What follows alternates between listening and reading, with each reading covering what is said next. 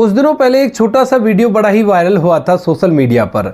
उस वीडियो के अंदर जमीनी विवाद को लेकर कुछ बात चल रही थी। वहां पर एसडीएम साहब भी थे और दोनों पक्षों के लोग भी इकट्ठा थे और साथ में लेखपाल जी भी थे।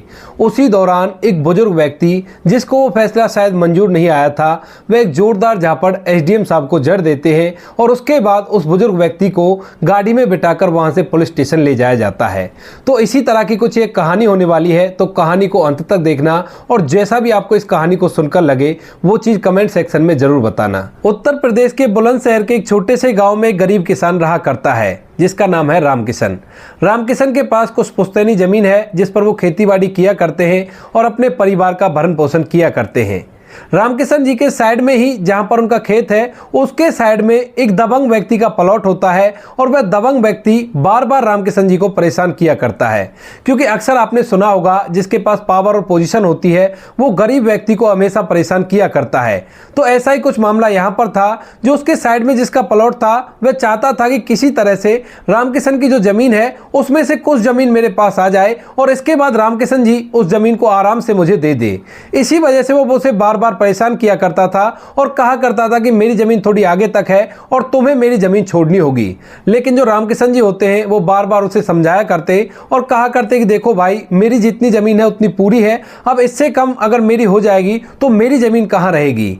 वो व्यक्ति बार बार उसे परेशान करता है और इसके चलते जो रामकिशन जी होते हैं कई बार कई जगहों पर एप्लीकेशन भी देते हैं अपनी जमीन के लिए और उनको बताते हैं कि इस तरह से जो पड़ोस वाला व्यक्ति है वो बार बार मुझे मेरी जमीन से हटाने के लिए कहता है और कहता है कि मेरी जमीन तुम्हारी तरफ निकल रही है और मैं उस जमीन को तुमसे लेकर रहूंगा।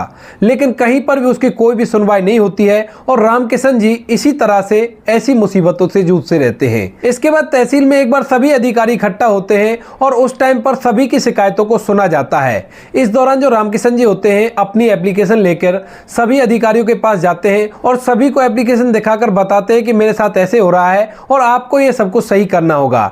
लेकिन वहां पर भी उनकी कोई सुनवाई नहीं होती है और उनकी एप्लीकेशन को ऐसे ही छोड़ दिया जाता है। इस बात को देख देखकर जो रामकिशन जी हैं वो बड़े ही परेशान हो जाते हैं और वे सोच विचार करने लगते हैं कि आखिर मैं क्या करूं और क्या मुझे करना चाहिए, क्योंकि उनकी कोई भी सुनवाई नहीं कर रहा था। कई बार उन्होंने एसडीएम, डीएम, पटवारी सभी के पास जाकर शिकायतें दे दी थी, लेकिन कोई भी उनकी समस्या का समाधान करने के लिए तैयार नहीं था, क्योंकि जो दूसरा व्यक्ति था उसके ऊपर तक जान पहचान थी और वह अपनी जान पहचान के बलबूते पर उसकी एप्लीकेशन को वहीं पर रुकवा दिया करता और कैसी भी कोई कार्रवाई उस एप्लीकेशन पर नहीं होने दिया करता। अब इस बात को देख देख कर रामकिशन जी कुछ ज्यादा ही परेशान हो जाते हैं और वह इधर उधर इस समस्या का समाधान ढूंढने लगते हैं। लेकिन तभी अचानक से एक गांव का व्यक्ति उन्हें बताता है कि रामकिशन जी, आपके खेत में तो पड़ोस वाला व्यक्ति जमीन को आगे बढ़ाने के लिए आ गया है। यानी कि जो पड़ोस का साहूकार था वह थोड़ा सा जमीन को आगे बढ़ा रहा था ताकि रामकिशन की जमीन में से वो उसे अपने प्लॉट में मिला सके।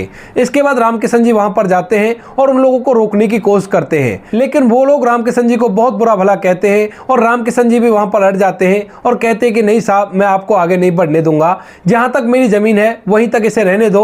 अगर आपको कोई भी परेशानी है या आपकी जमीन पूरी नहीं हो रही है तो आप ऐसा करिए, ऊपर एप्लीकेशन दीजिए और उसके बाद अपनी जमीन को नब्बा लीजिए। अगर मेरी तरफ निकलती है तो फिर मेरी को पूरी करके दे देना और आप अपनी जमीन पर आराम से रहिए, इसमें इस तरह से आपको करने की जरूरत नहीं है। इसके बाद जो वह साइड वाला साहूकार होता है वह उससे कहने लगता है कि हमें क्या जरूरत है जमीन को नब्बाने की, जब मुझे पता है कि मेरी जमीन तुम्हारी तरफ ही निकल रही है तो मैं अपनी जमीन तुमसे लूंगा, अगर तुम्हें नब्बानी है तो तुम नब्बा लो। इसके बाद रामकिशन जी गांव के कुछ और व्यक्तियों को बुलाते हैं और वहां पर फिलहाल उन्हें उसकी जमीन को कब्जा करने से रोक लेते हैं। जब गांव के कुछ गणमान्य लोग इकट्ठा होते हैं तो उनमें से एक व्यक्ति रामकिशन जी से कहता है कि अगर ऐसी बात है तो तुम ऐसा करो, कोर्ट का सहारा लो और उसके बाद इस बात का फैसला हो जाएगा, क्योंकि आज तो ये लोग रुक गए हैं लेकिन आगे फिर आपको परेशान करेंगे तो आपको बड़ी परेशानी का सामना करना पड़ेगा। इस बात को सुनकर रामकिशन जी भी इस बात के लिए तैयार हो जाते हैं और वह कोर्ट जाने का फैसला कर चुके थे। अब जैसे चार आदमियों के बीच में यह बात हुई थी तो यह बात कहीं ना कहीं उस साहूकार व्यक्ति तक पहुंच जाती है जिसके ऊपर तक जान पहचान थी। अब जैसे ही वो कोर्ट का नाम सुनता है तो उसे लगता है कि अगर यह मामला कोर्ट में चला गया तो वहां पर यह मामला लंबा खिंच जाएगा और इसमें कोई भी सुनवाई नहीं होगी। इससे अच्छा होगा कि मैं ही यहां पर एसडीएम साहब और लेखपाल को बुला लेता हूं और अपनी जमीन को नपवा लेता हूं। इसके बाद वह साहूकार रामकिशन रामकिशन जी के पास खबर भेजता है और कहता है कि भाई रामकिशन, ऐसा है, आपको कोर्ट जाने की जरूरत नहीं है। आप ऐसा करना कि कल यहाँ पर एसडीएम साहब आएंगे, पटवारी जी आएंगे और यहाँ पर मेरी जमीन को नापकर चले जाएंगे। जहां पर मेरी जमीन आएगी वहां पर आपको संतुष्ट रहना होगा और आप कल यहीं पर रहना।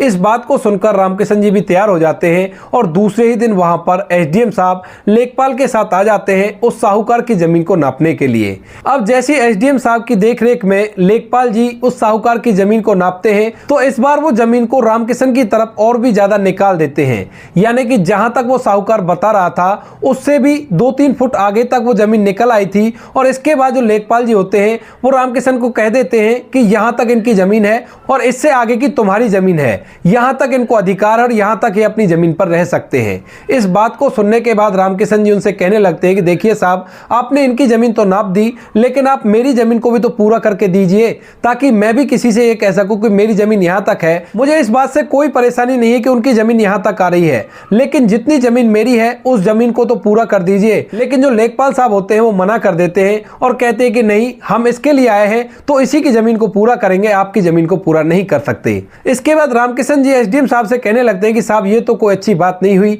जब आपकी देखरेख में काम हो रहा है तो आपको यहां पर कुछ ना कुछ तो करना चाहिए। लेकिन एसडीएम साहब भी इस मामले को यहीं पे रफा दफा करके और रामकिशन जी से कहते हैं कि यहां तक इनकी जमीन है और यहां तक ये अपनी जमीन को इस्तेमाल कर सकते हैं, अगर आप इसमें हस्तक्षेप करोगे तो फिर देख लेना आपको बहुत कुछ भुगतना पड़ सकता है। अब यह बात सुनकर जो रामकिशन जी होते हैं वो ज्यादा पढ़े लिखे नहीं थे तो उनको थोड़ा सा गुस्सा आ जाता है और इसी गुस्से में वो एक जोरदार झापड़ एसडीएम साहब को जड़ देते हैं और झापड़ लगते ही एसडीएम साहब जी एकदम से जमीन पर गिर जाते हैं। रामकिशन जी की उम्र लगभग 55 साल थी और 55 साल की उम्र में जो उन्होंने थप्पड़ मारा था, एक थप्पड़ को खाते ही एसडीएम साहब को दुनिया अलग तरह की दिखने लगी थी। इसके बाद एसडीएम साहब खड़े तो होते हैं लेकिन रामकिशन जी के पास तक नहीं पहुंचते हैं। गांव के कुछ लोग भी वहां पर खड़ा थे और उन्हीं में से एक व्यक्ति इस पूरे मामले की वीडियो बना लेता है और वह वीडियो सोशल मीडिया पर खूब सारा वायरल होने लगता है। इसके बाद एसडीएम साहब उसे पकड़ने का आदेश देते हैं और पुलिस वाले रामकिशन जी को पकड़कर जबरदस्ती उस गाड़ी के अंदर बिठा देते हैं। इसके बाद रामकिशन जी को वहां से अपने साथ बिठाकर थाने में ले जाया जाता है और इसके बाद आगे की कार्रवाई की जाती है, क्योंकि रामकिशन जी ने जो किया था वो बिल्कुल गलत था। हालांकि वो पढ़े लिखे नहीं थे, अगर वो पढ़े लिखे होते तो शायद इस काम को बिल्कुल नहीं करते, क्योंकि एसडीएम साहब एक बहुत बड़ी चीज होती है और एसडीएम साहब को उन्होंने झापड़ मार दिया था। लेकिन जैसे ही ये केस कोर्ट में जाता है और वहां पर रामकिशन जी को पेश किया जाता है तो रामकिशन जी पूरी की पूरी सच्चाई जज साहब के सामने बता देते हैं और कहते हैं कि साहब, इस तरह की बात हुई थी, अब बताइए मैं इसमें क्या करता।